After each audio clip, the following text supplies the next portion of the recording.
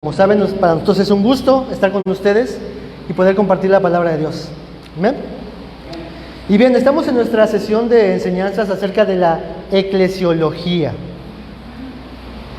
¿Qué es la eclesiología? En la siguiente diapositiva vemos que es el estudio o la reflexión de lo que se ha revelado en la Biblia acerca de lo que es la iglesia. Y en este caso vamos a estudiar solamente lo que la Biblia ha revelado, porque la eclesiología es mucho más abundante todavía, ¿no? Pero bueno, antes de empezar, vamos a hacer una pequeña oración, ¿vale? Señor, muchas gracias te damos por este tiempo que nos das y que nos permites para estar aquí reunidos en meditar tu palabra y con este gran tema, Señor, acerca de la iglesia, Padre. Muchas gracias te damos por todos mis hermanos, los que aún faltan por venir, apresura sus pasos, los que nos ven en la transmisión, Señor, también bendíceles y cuídales. Y gracias te damos por todo, en el nombre de Jesús. Amén. Bien, estamos en el estudio de la eclesiología. La semana antepasada, empezamos con la primera clase, que está ahí en la diapositiva, acerca de la iglesia es el buen diseño de Dios para los que Él ha redimido. Esto fue la primera lección que vimos, ¿se acuerdan? Y la semana pasada vino otra clase más. ¿Cuántos vinieron la semana pasada? Para hacerles preguntas. Bueno, perfecto. ¿De qué es lo que hablaron la semana pasada? ¿Se acuerdan? ¿Alguien me acuerda un poquito? Ahí en sus notas.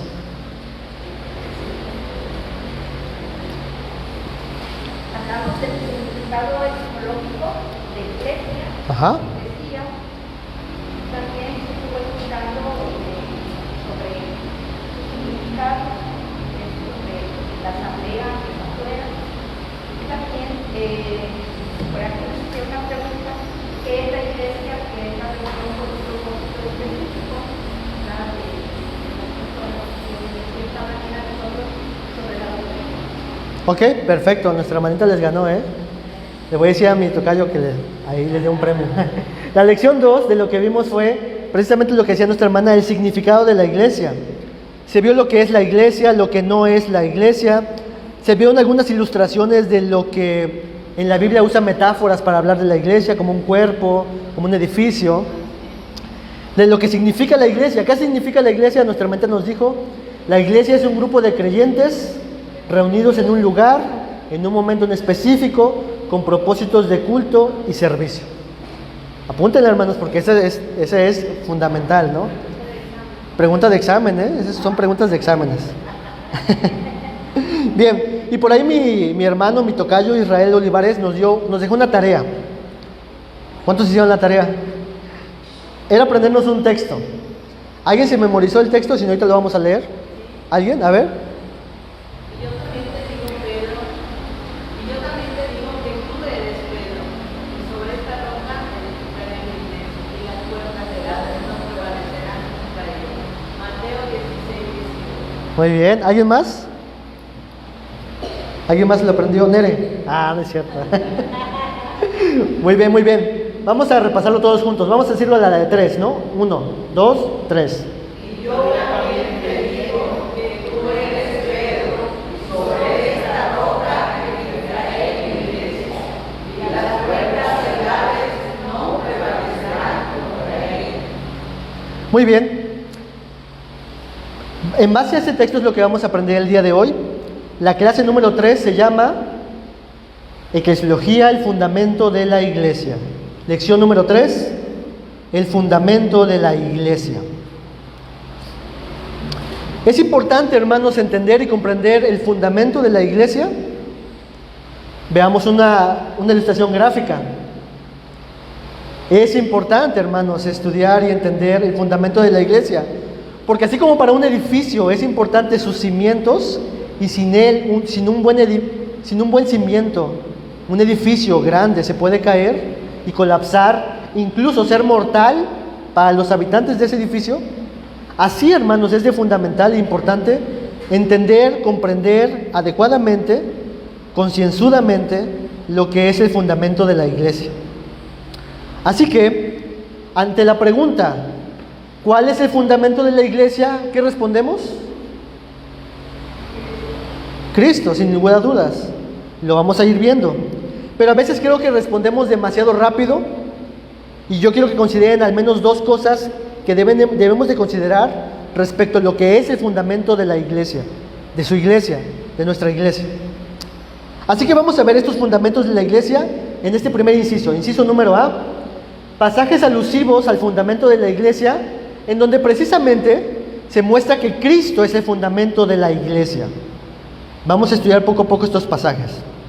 Vayan a sus Biblias, y si no va a estar ahí en las diapositivas, Mateo 16, 15 al 18, que ya leímos una parte de este pasaje.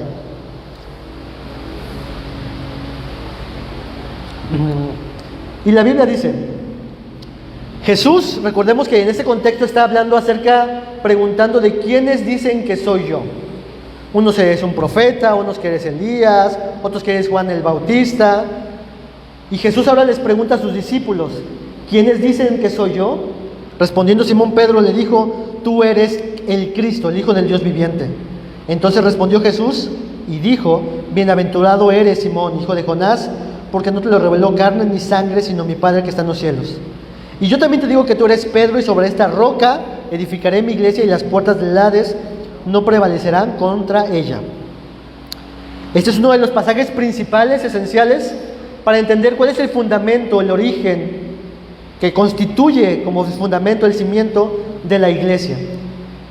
Y ahorita, hermanos, estamos viendo a la iglesia con una de las metáforas que usa la Biblia, como un edificio, una construcción. Así que vamos a mirar algunos pasajes donde hablan de la iglesia como un edificio, como una construcción, para mirar si nos dice el pasaje en la Biblia algo respecto al fundamento de la iglesia. En este caso, hermanos, en este pasaje, ¿cuál es el fundamento sobre el que se está edificando la iglesia? ¿Qué nos dice el texto? ¿Lo notan? Ahí en el versículo 18. Antes de pasar a Cristo, exactamente el texto nos dice, sobre esta roca edificaré mi iglesia. Un edificio está siendo construido, yo soy el constructor, dice Jesús. Y sobre esta roca, el cimiento, el fundamento, se edificará mi iglesia. Así que lo que nos interesa obviamente es saber quién es esta roca, qué es esta roca, cuál es este fundamento. La pregunta es esa, la que vamos a responder en la siguiente diapositiva. ¿Qué es esa roca? Más atrás, bro. ¿Ahí? ¿No había una pregunta? No. Bueno, está bien ahí. Bien, tres formas de ver acerca de lo que significa la roca. Lo primero que significa sobre esta roca edificaré mi iglesia, obviamente es lo que ustedes dijeron. Es Jesús diciéndole, ¿quiénes dicen los demás que soy yo? Ah, bueno, tú eres el Cristo, el Hijo del Dios viviente. Ok. Y Jesús diciéndole, yo también te digo que tú eres Pedro, una piedra.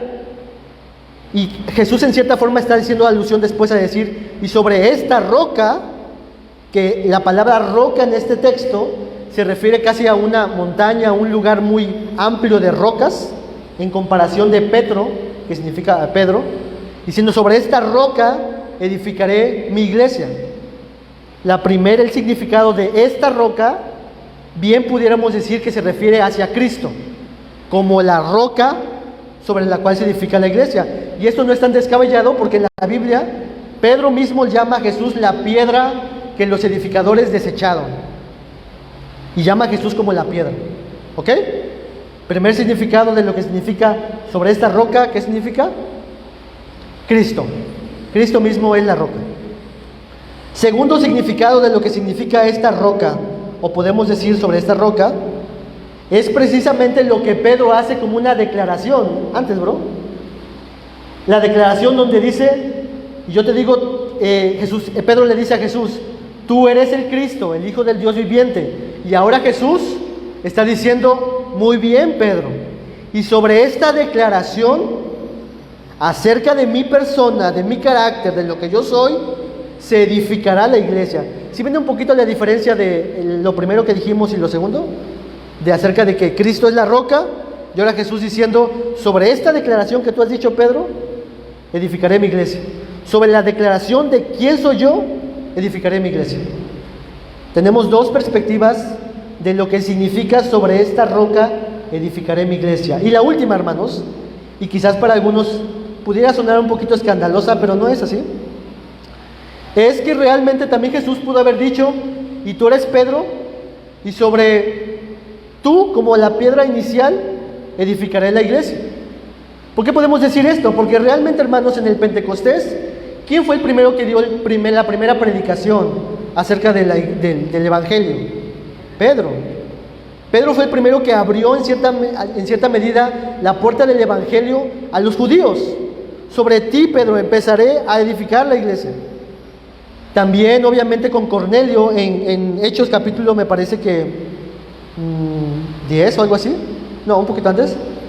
Pedro abre la puerta a los gentiles, ¿se acuerdan? Donde Pedro va a la casa de Cornelio y Pedro le predica el Evangelio, y ahora nuevamente, tanto para judíos como gentiles, Pedro termina siendo lo que originó la iglesia. Algunas personas, principalmente del ala de los católicos romanos, dicen que eso es lo que sugiere el papismo, que a partir de ahí empieza una sucesión de papas y de papas y de papas, pero no es lo que el texto dice, y lo vamos a ver poco a poco. Pero estos tres significados, hermanos, están presentes en la historia de la iglesia. Veamos la siguiente diapositiva, la resumimos. La primera forma de entender la roca es la persona de Cristo, la segunda es la confesión de Pedro acerca de Cristo, y la tercera es Pedro siendo instrumento inicial para construir la iglesia. Inicial, de ahí Dios levanta apóstoles y profetas para construir y edificar la iglesia, y lo vamos a ver. Entonces, estos pasajes alusivos al fundamento de la iglesia es Cristo, porque las dos primeras hacen una mención precisa, concisa, acerca del que el fundamento es Cristo, su persona, su mensaje. Lo que va a predicar Pedro en el Pentecostés es acerca de Cristo. Así que sin lugar a dudas, esta roca se trata exclusivamente de Cristo, de la persona de Cristo. Otro texto más, diapositiva que sigue. Otro pasaje más, pasajes que nos hacen alusión a Cristo como el fundamento. Primera de Corintios 3, 9 al 13. Y le voy a pedir a mi hermana, estoy aprendiendo los nombres. Hay una Lorena aquí, ¿no, verdad? Bueno, mi hermanita que está aquí. Olga. ¿Puedes ayudarme a leer el texto? Porque nosotros somos colaboradores de Dios, y vosotros sois labranza de Dios, edificio de Dios, conforme a la gracia de Dios me ha sido dada. Yo como perito arquitecto puse el fundamento, y otro edifica encima, pero cada uno mire cómo sobreedifica, porque nadie puede poner otro fundamento que el que está puesto, el cual es Jesucristo. Y si sobre este fundamento alguno edificare oro, plata, piedras preciosas, madera, heno, hojarasca, la obra de cada uno se hará manifiesta, porque el día la declarará, pues por el fuego será revelada, y la obra de cada uno cual ser el fuego la probará. Gracias, hermanita. Aquí nuevamente vemos, hermanos, que a la iglesia se le llama como labranza de Dios, edificio de Dios. Así que nos interesa ver si en el texto menciona algo acerca del fundamento, porque estamos hablando de un contexto acerca de un edificio. Y precisamente, hermanos, más adelante, Pablo en el versículo 11, como la hermana leyó, dice: porque nadie puede poner otro fundamento sobre este edificio de Dios que el que está puesto, el cual es Jesucristo. En este texto habla de cómo la iglesia se va desarrollando, en donde Dios manda a Apolos, a Pablo, a Pedro, que son colaboradores de Dios para poder labrar la labranza de Dios, que están construyendo sobre este precisamente fundamento, que la iglesia se va edificando, madurando, creciendo, desarrollando. Y Pablo dice que esto se va logrando, este desarrollo, este crecimiento se va dando debido al fundamento que está puesto, y sobre ese fundamento están edificándose. Nadie puede poner otro fundamento sobre el cual ya se ha puesto, el cual es Cristo. Así que, hermanos, estos dos pasajes nos dejan muy clarísimo que el fundamento es Cristo. Y yo sé que esto tú ya lo sabes, ya lo sabemos, pero es importante repasarlo, hermanos. Así que veamos entonces ahora, inciso B, en la siguiente diapositiva, pasajes alusivos al fundamento de la iglesia, en donde se les menciona a los apóstoles y profetas como el fundamento de la iglesia. Veamos lo que dice el texto. Efesios 2, 19 al 22. Y dice así: así que ya no sois extranjeros ni advenedizos, sino conciudadanos de los santos y miembros de la familia de Dios, edificados sobre el fundamento de los apóstoles, siendo la principal piedra de ángulo Jesucristo mismo, en quien todo el edificio bien coordinado va creciendo para ser un templo santo en el Señor, en quien vosotros también sois juntamente edificados para morada de Dios en el Espíritu. Hermanos, ¿cuál es el fundamento de la iglesia en este pasaje? El texto dice apóstoles y profetas. Fíjense que usan las mismas expresiones que en otros pasajes, pero solamente que ahora dice edificados sobre el fundamento de los apóstoles y los profetas. Entonces, ¿cuál es el fundamento de la iglesia? ¿Es Cristo o los apóstoles y los profetas? Algunas personas dirán, ¿no se está contradiciendo la Biblia? ¿A poco no es esto una contradicción? El fundamento está sobre los apóstoles y los profetas. Entonces, pasamos a la siguiente diapositiva. La respuesta ante esta aparente contradicción es lo que el texto dice adelante: siendo la principal piedra del ángulo Jesucristo mismo. Sí, el fundamento en este pasaje son los apóstoles y profetas, pero ellos mismos tienen como su principal piedra de ángulo a Jesucristo, como su eje central, como el motor, como los que lo sustentan. El sentido de su mensaje, de su enseñanza, es esta piedra principal del ángulo, Jesucristo. Ahora, en la diapositiva que sigue, vamos a tratar de resolver este tema de qué significa esta piedra del ángulo. Esta es una forma de ver lo que significa la piedra del ángulo. La piedra del ángulo era esta piedra principal que estaba en la esquina, en las construcciones de aquel entonces, que le daba sentido al edificio. Se ponía como principal para poder sostener las dos muros principales de la casa. Y esta piedra principal lo que hacía es de que le daba un sentido y una dirección al muro del lado derecho y al muro del lado izquierdo, de tal manera que este muro no se podía construir solito hasta que se pudiera la piedra del ángulo, y sobre esta piedra del ángulo se edificaba, se construía ese muro a su lado. ¿Sí lo ven? Y a partir de ahí se edifica todo el edificio. A Jesucristo se le llama la piedra principal del ángulo. ¿Ok? Pero no solamente se le puede entender así la piedra del ángulo, sino también se le puede entender como lo que sigue en la siguiente diapositiva. También la piedra principal del ángulo se llamaba esta piedra clave en un arco que hacía que el arco tuviera sostenimiento, sostén. Si se dan cuenta aquí, si no se ponía esta piedra, las murallas, el arco se caía, se desbalanceaba. Pero con esta piedra principal del ángulo, este arco sobre el cual se iniciaba la construcción se mantenía, se sostenía, y sobre este se construían todas las demás cosas. Es el mismo principio que la misma imagen anterior. Así entonces, hermanos, fíjense lo bonito de esta parte de la piedra principal del ángulo, en la siguiente diapositiva.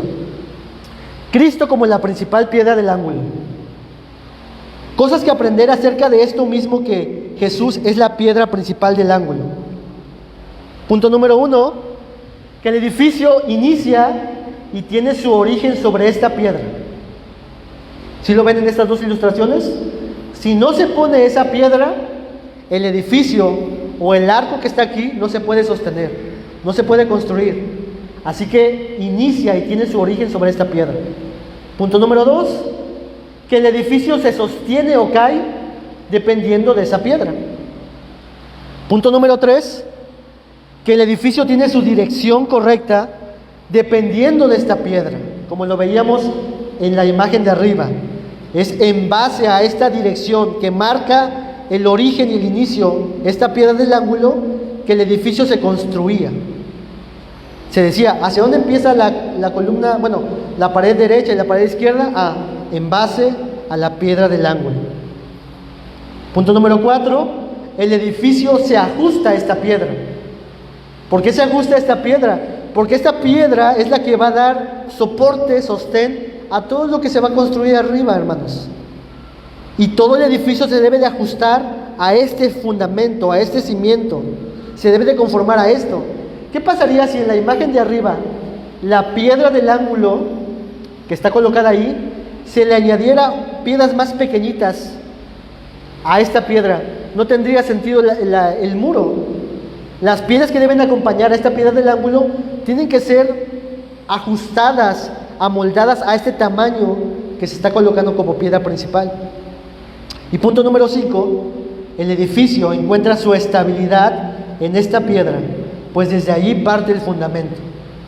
Todo esto es lo que podemos entender, hermanos, y muchas cosas más, acerca de la piedra del ángulo, de Jesucristo, como la piedra principal del ángulo. Una piedra estable, una piedra que sostenía el demás edificio, una piedra que daba sentido al crecimiento del edificio, una piedra a la que las demás piedras tenían que acomodarse, amoldarse, para hacer sentido al edificio que se está construyendo. Y en nuestro texto entonces dice que los apóstoles son el fundamento de la iglesia, como si fuera el primer piso, y sobre este primer piso, la piedra principal que da origen a ese primer piso es Jesucristo mismo. Hagamos una síntesis de todo esto, hermanos. Dice ahí la diapositiva: el fundamento de la iglesia, en su esencia, es la persona, carácter, vida, muerte, resurrección, palabras, todo lo que tiene que ver con Jesús. Ese es el fundamento de la iglesia. Él es la piedra del ángulo y sin ella todo lo demás no se puede sostener. ¿Ok? Al mismo tiempo, el primer piso sobre el cual construimos la iglesia, se construye la iglesia, es la doctrina de los apóstoles y profetas, que a su vez están sostenidas sobre la principal piedra del ángulo. Ese es el fundamento, hermanos, ese es el sustento de la iglesia. ¿Qué implicaciones podemos sacar de todo esto? Acerca de que Cristo es el fundamento, la piedra del ángulo, el fundamento de los apóstoles es la doctrina de ellos. Lo que podemos implicar es de que, hermanos, si Cristo es esto en la iglesia, tenemos entonces esperanza, porque es Jesús quien edifica su iglesia, quien sostiene su iglesia. Y si nosotros nos ajustamos a lo que los apóstoles y profetas enseñaron acerca de Cristo Jesús, creceremos correctamente como una iglesia. Podemos estar confiados de construir nuestro edificio, nuestra casa, esta iglesia en Cardel, sobre la base de Cristo y la doctrina apostólica. ¿Ok? Bien, vamos a mirar cómo esto se aplica en un ejemplo en la Escritura. Pero antes de abordar este tema, hermanos, ¿alguna pregunta, algún comentario, alguna duda, algo que quieran decir? ¿Todos vamos bien ahí? Digo, es un tema básico, pero es importante, muy importante el fundamento. Bien, un ejemplo de todo esto que acabamos de ver. Hechos, vayan a sus Biblias, porque creo que no está puesta en la diapositiva. Hechos 2, 26 al 42. Hechos 2, 26 al 42. Cuando lo tengan, digan ya. ¿Ok, hermano, ya?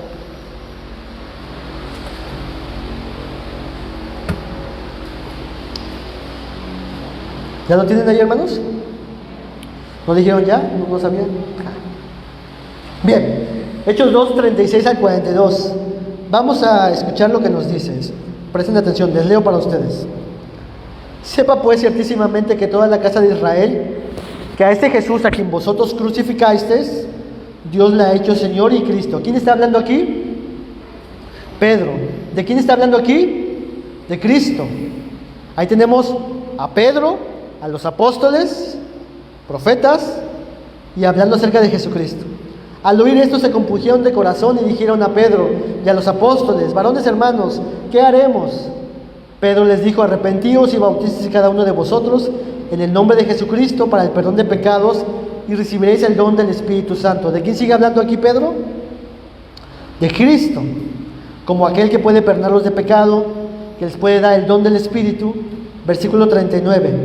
Porque para vosotros es la promesa y para vuestros hijos y para todos los que están lejos, para cuantos el Señor Dios nuestro llamare. Y con otras muchas palabras testificaba y les exhortaba diciendo: sed salvos de esta perversa generación. Así que los que recibieron su palabra, ¿la palabra de quién? De Cristo, la palabra de los apóstoles, fueron bautizados y se añadieron aquel día como 3,000 personas. Y perseveraban ¿en qué? En la doctrina de los apóstoles, en la comunión unos con otros y en el partimiento del pan y de las oraciones. Versículo 47, ahí mismo, en el capítulo 2. Alabando a Dios y teniendo favor con todo el pueblo, y el Señor añadía a la iglesia los que habían de ser salvos. Este es el primer mensaje de Pedro, y esta es la primera vez en donde en Hechos se menciona iglesia.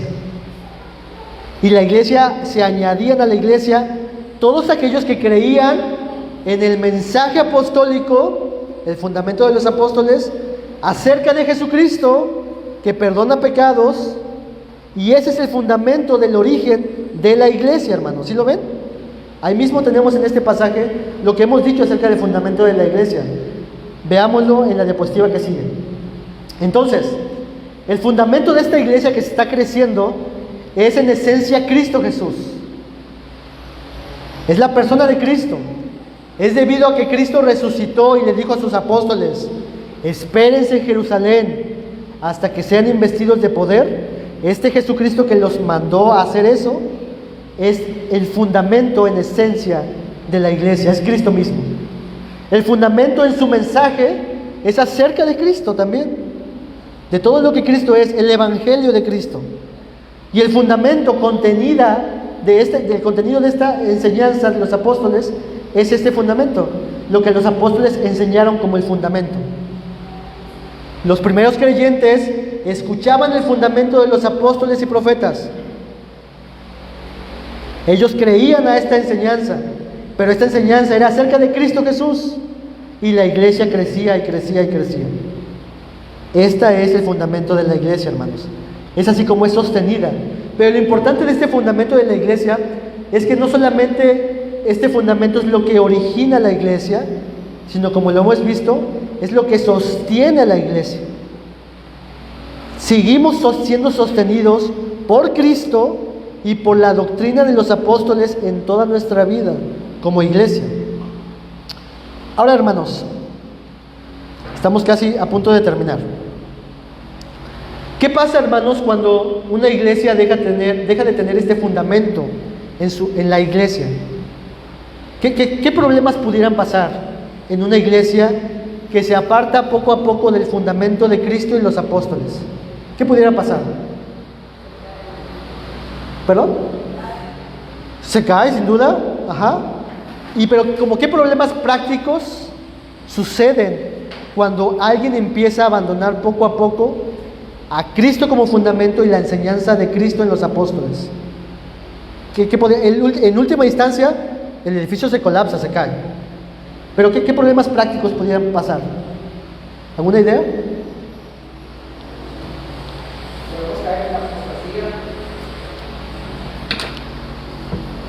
La apostasía, apartarnos poco a poco acerca de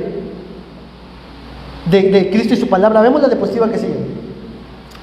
Problemas, hermanos. Por ejemplo, Corintios poco a poco estaba desplazando el protagonismo de Cristo y su enseñanza con los apóstoles en su iglesia. ¿Qué problemas había en la iglesia de Corinto, hermanos?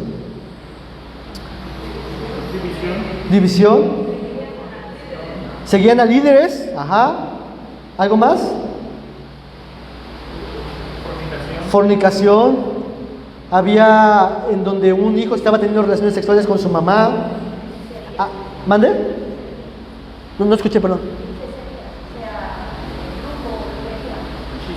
Hechicerías. Ah, ok, sí, exactamente. Este menosprecio por los hermanos que decían, nosotros sabemos que los ídolos no tienen ningún tipo de poder, así que vamos y compramos carne con ellos. Pero Pablo dice, están equivocados porque el amor edifica y ustedes están jactándose de su falta, de sus muchos dones, pero tienen carencia del amor. Se están apartando de Cristo.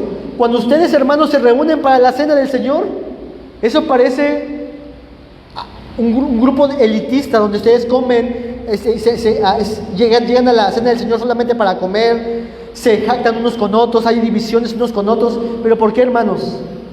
Porque ellos se estaban alejando poco a poco, del fundamento que es Cristo y la doctrina de los apóstoles. A veces pensamos que como iglesia, no, estamos sostenidos por Cristo, pero en la práctica, hermanos, ¿qué estamos haciendo nosotros? ¿Cómo están nuestras relaciones interpersonales como iglesia? ¿Estamos viviendo de tal manera que luce como una iglesia que tiene el fundamento a Cristo, tanto en la mente como en el corazón, como en la vida? Para los corintios no era así. Y Pablo les enseña y les dice, están equivocados, se están desviando. Gálatas, hermanos, esta es la única carta en la Biblia donde Pablo no les dice, saludos hermanos, gracias a Dios por sus vidas, sino que inmediatamente Pablo dice, oh insensatos, tontos, ¿quién los ha hechizado? Para que se aparten del fundamento de la iglesia, que es Cristo y su evangelio y su palabra. Y Pablo les habla muy duramente.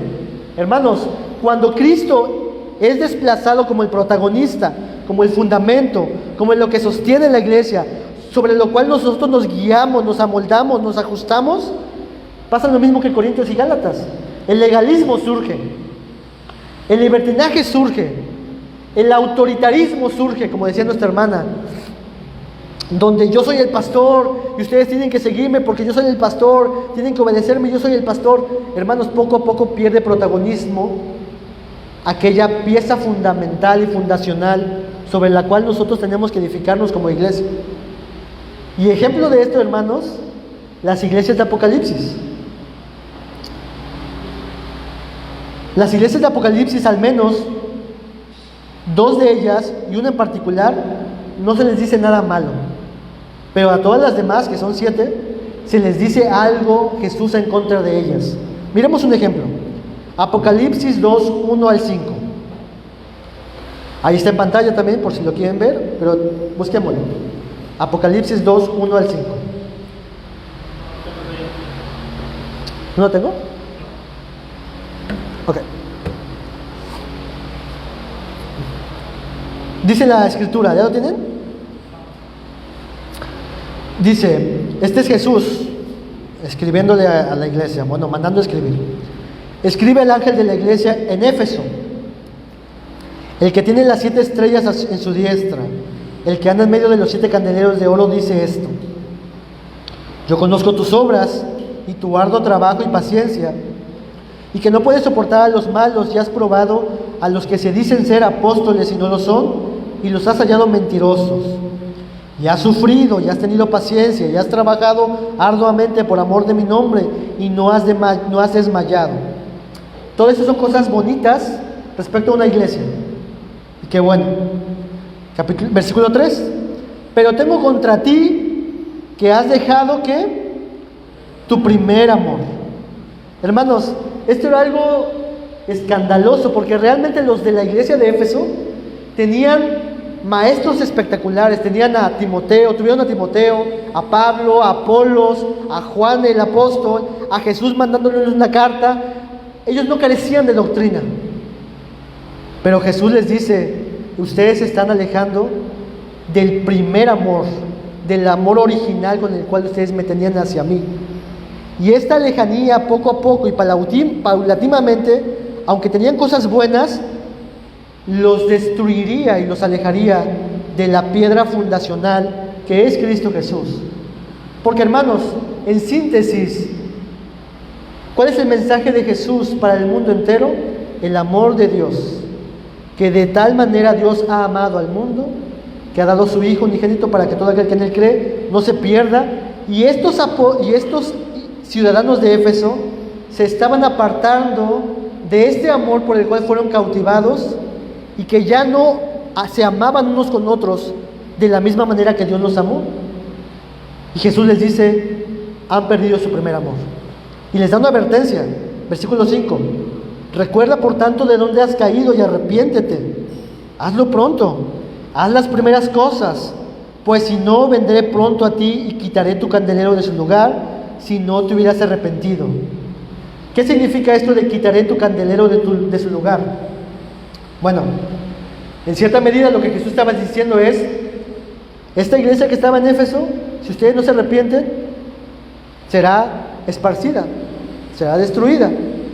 Y los creyentes que estaban antes en Éfeso serán esparcidos, serán quitados. Quitaré mi candelero de su lugar, el candelero de esta iglesia, lo que ustedes eran en ese lugar, lo quitaré, porque poco a poco dejarán su primer amor. En la historia de la iglesia, hermanos, parece ser que esta carta que Juan escribió a ellos los animó y se arrepintieron y empezaron a hacer las primeras cosas. Pero ya para el año 400, 500, ellos empezaron a abrazar otro tipo de doctrinas, y hoy, en la actualidad, esta ciudad de Éfeso, en donde estaba Éfeso, ya no hay ningún cristiano en la ciudad de Éfeso. La iglesia desapareció en la ciudad de Éfeso. ¿Por qué? Porque ellos se apartaron poco a poco del fundamento de la iglesia, que es Cristo Jesús. En este caso, en aspectos prácticos, en el amor unos con otros, en el amor hacia Dios. Y la iglesia se desapareció de este lugar de Éfeso. Hermanos, sin lugar a dudas, el fundamento de la iglesia es importante, que lo recordemos, que estemos conscientes, que nuestra vida sea dominada por la persona de Cristo, por la enseñanza de los apóstoles, y que podamos así vivir unos con otros. Y cuando nos estemos apartando y alejando, tenemos las advertencias de parte de Dios diciendo, hey, ten cuidado con esto, arrepiéntete. Esta forma autoritaria de tú asimilarte como el pastor y decir, es que todos tienen que doblegarse ante mí, ten cuidado con eso, porque puede afectar a la iglesia. Arrepiéntanse unos con otros. Así que, hermanos, lección número 3 acerca del fundamento de la iglesia, en la diapositiva que sigue, es lo que hemos visto el día de hoy, el fundamento de la iglesia. El fundamento es importante porque da un cimiento sólido, estable, sobre el cual construir nuestra vida, nuestra casa, nuestros matrimonios y tanto más la iglesia. Jesús, hablando de construcción, de edificios, en Mateo capítulo 5, del 5 al 7, en su última disertación, en Mateo capítulo 7, habla de un edificio. Aquel que oye mis palabras y las pone en práctica, le compararé con un hombre que edificó su casa sobre la roca. La roca en este caso se refiere a toda la enseñanza de Jesucristo puesta en práctica. Pero aquel que ha escuchado mis enseñanzas y no las pone por práctica, le compararé a un hombre necio que edificó su casa sobre la arena, un cimiento inestable, arenas movedizas. Hermanos, seamos conscientes que como iglesia, ¿dónde estamos edificando la casa de Dios, la iglesia? Y que podamos nosotros ser como piedras vivas, edificadas junto a la roca que es Cristo Jesús, para que la iglesia pueda crecer sanamente, pueda crecer como Cristo la diseñó, y que Él sea exaltado en medio de nosotros. Iglesia en Cardel, tienen un llamado de permanecer en el fundamento que es Cristo. Pero es que somos muy poquitos. Permanezcan, hermanos, en el fundamento que es Cristo. Dios no les pide que sean una iglesia abundante, como su nombre lo dice, sino que vivan vidas abundantes en el Señor. Permanezcan en el fundamento que es Cristo, que Él sea exaltado en medio de ustedes, que Él sea proclamado en la predicación, en las alabanzas, en la comunión unos con otros, que Él sea el centro de todo lo que ustedes hacen, que Él sea el impulso para velar unos por otros, de orar unos por otros, de preocuparse unos por otros, que ese fundamento sea lo que sostiene su vida como iglesia. ¿Hay algo, hermanos, que corregir como iglesia? Posiblemente sí. ¿Hay algo que tengan que perdonarse unos con otros? Posiblemente sí. Y la invitación de Cristo es, vengan, porque si ustedes permanecen en este fundamento, están seguros en mis manos. Están seguros en mis manos. ¿Cuál es el fundamento de la iglesia, hermanos? Es Cristo, es el mensaje apostólico acerca del Hijo de Dios. Amén. Vamos a orar. Señor, te damos muchas gracias por este tiempo que nos das para meditar en el fundamento de la iglesia que eres tú. Te pido que mis hermanos aquí en Cardel, Señor, sean siempre conscientes que su vida tiene que conformarse a esa piedra principal y a la doctrina de los apóstoles acerca de ti, Jesús. Ayúdales a mis hermanos, Señor. Ayúdanos en Jalapa, Señor, para poder vivir vidas como piedras vivas, Señor, construidas sobre este fundamento sólido, Dios. Gracias por esta confianza que nos das al saber de que tú sostienes a la iglesia, Señor, de que tú mantienes a la iglesia, Señor. Y tenemos la esperanza y la seguridad, Señor, que la buena obra que comenzaste en cada uno de nosotros la terminarás por medio de Cristo Jesús. En tus manos estamos, Señor, y te agradecemos por todo. En el nombre de Jesús. Amén. Tarea para memorizar nuevamente un texto. Y apúntenlo ahí, Mateo 28, 19 al 20, que será algo de lo que se hablará la siguiente clase. Mateo 28, 19 al 20.